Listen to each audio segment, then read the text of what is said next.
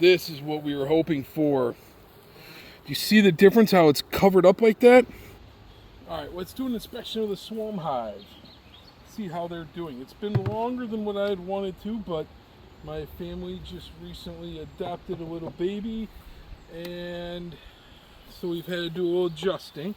So it looks like all the sugar water I've set out is gone, which is what I figured. You can see there's lots of ants. Ants want to come and try to take a look and get as much of that free sugar water as they can get. Ooh, you can see they're coming up. Alright, now, what I'm not sure if you can see, we'll making a quick adjustment. Let's take a look inside the holes. Let's take a look inside the holes. So you can see they've been building up a lot of comb just by peeking through. So we'll have to see. We may have to remove some of that. We're going to add hopefully another box to it. Remove this top.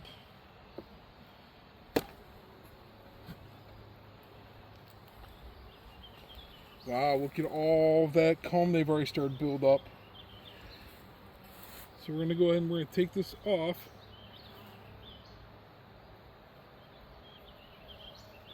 See a quick look so you can see the cell structure. Now, you can see how it's split into two, and inside that's the honey they've been collecting. And they're hurrying up trying to lap it up. One of the fun parts about being a beekeeper, you get to have a lot of good honey. So one of the things I'm worried about with this hive, since it's been a little bit, and I'm going to go ahead and take a little bit of this I've had, pop it in my mouth. Oh wow. That's phenomenal. Now you can eat the whole thing, and they're going to have wax on there. You can eat the wax, it's perfectly safe and healthy too.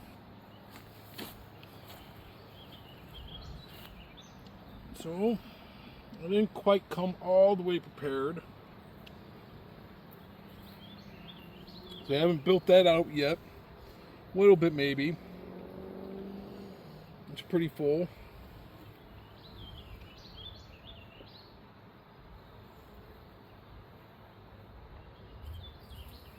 Now what I'm hoping for is that they're not what's called honey bound. There's too much resources and not enough room for the queen to lay her eggs. Alright, that one's pretty full nectar.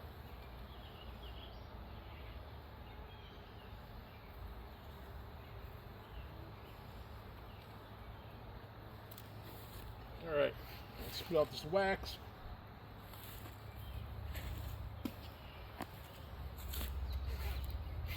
Alright, so this is how we're going to start figuring out if we have a queen or not. So closer to the inside, if everything is going right, there's nothing in there. No resources. It's pretty well built out. There's a little bit. I don't know if we can be able to see. If you look inside, we might be able to see some shininess in there. There's a little bit of just the nectar that they've got. So hopefully that's a good sign that that one's not built up really at all. Oops, crap. Not what you want to do. That's how you upset a hive. I did not light my smoker because I was planning on adding on a box just for their honey production. Alright, so we're also trying to see the queen, look for signs of the queen. So we're looking for eggs. They're little, almost like grains of rice, which I am not seeing any so far. She typically is going to lay in the middle.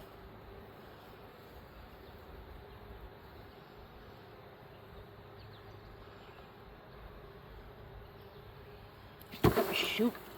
Not good, not good. Not what I wanted. So again, Nothing but resources. Oops, sorry to shake it. So they're going to start getting a little aggravated with me.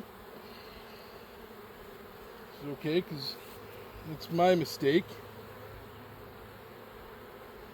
I'd be upset too if someone came along and shook up where I live.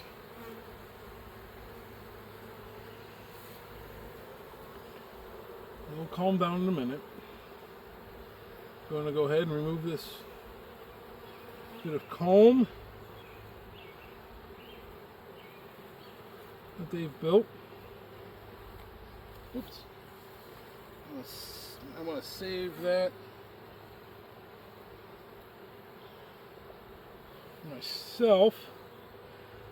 Take home, share a little bit of the honey with the kids, let them chew on that.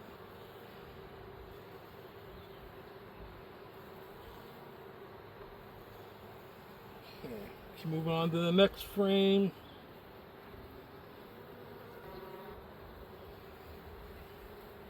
This is what we were hoping for. Do you see the difference, how it's covered up like that? That means we have a queen in there. She's laying eggs. And they've capped them over. So they're at least 9 days. Because it takes about 9 days from to get to the point where they capped them. Look at that. That means the queen is in here. We'll try to keep an eye out for her. This is exciting. It's exactly what I was hoping to find. It means we have a good productive hive. And I don't know if we'll be able to see, but if we look right into those cells, you'll see white things. Try to get in close. Those white things in there, it's when they hit that next stage from the egg to, I believe that's the larva stage. I'll have to double check. Then we can see some of the different stages up here. It's hard for me to tell through everything to see what we can see. But we're getting some of the different stages in here if we look really close. Super exciting stuff, guys. All right, we'll slide this frame back in. We're going to be careful. Don't want to upset them again. Again, I'm just going to go ahead and take off this extra wax. So wax takes a ton more resources for them to make. So it's worth its weight in gold.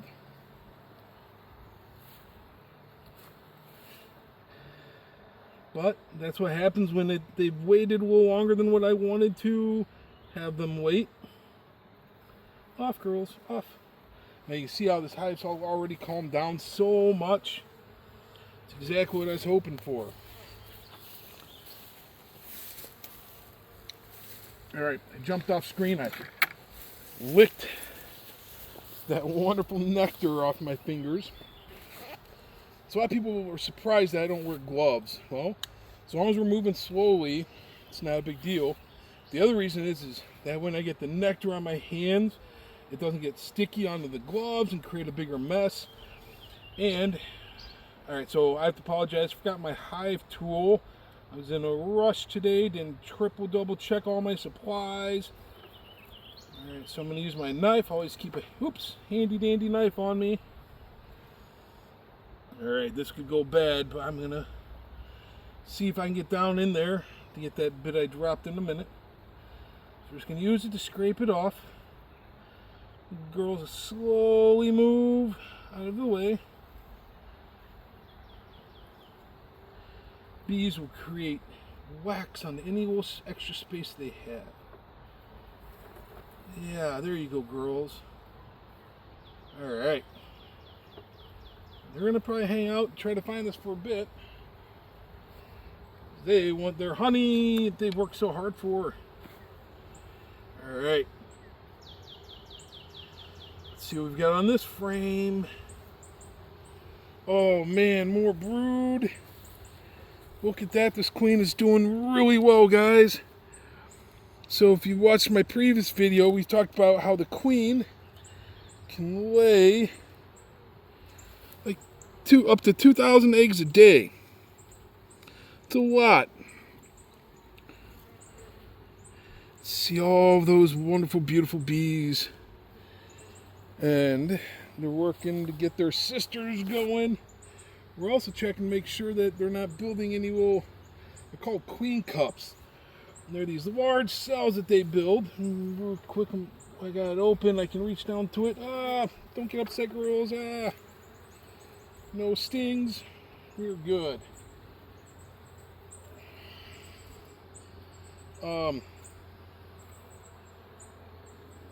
They build these special little cups for a new queen if they feel that they're out of room and they need to split and like swarm, like what these guys were. They'll start their whole queen cup and start trying to build a new queen. Or if they feel they need to replace their queen, that's always an option too. Alright. So this one is another one that's just nectar. It's perfect. Usually they're outside frames or where they keep their resources at. But you can see right in here we've got some kept over frames. I am super happy with this inspection. Alright, so what we're going to do today, we slowly close this back up, put everything back as it was, because they're pretty well built out. We are going to add, oh, I forgot one more thing. We're going to add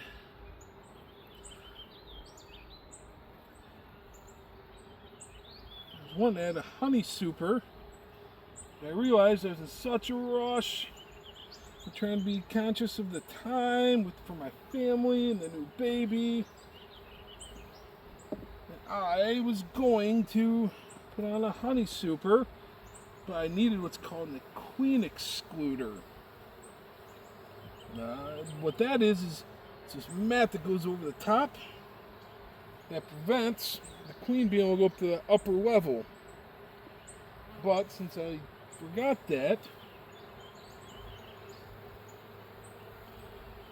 we may have to go to plan B, guys. Get it? B? Bees? Alright, so right now I'm just going to space them out to try to evenly space it.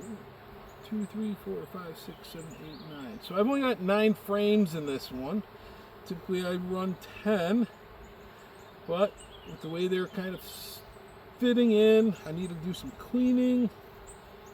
I was only comfortable fitting in 9 at the time, which is fine.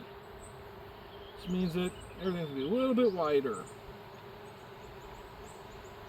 Alright, can you hear those girls buzzing? Alright. So I'm going to close it up for a minute.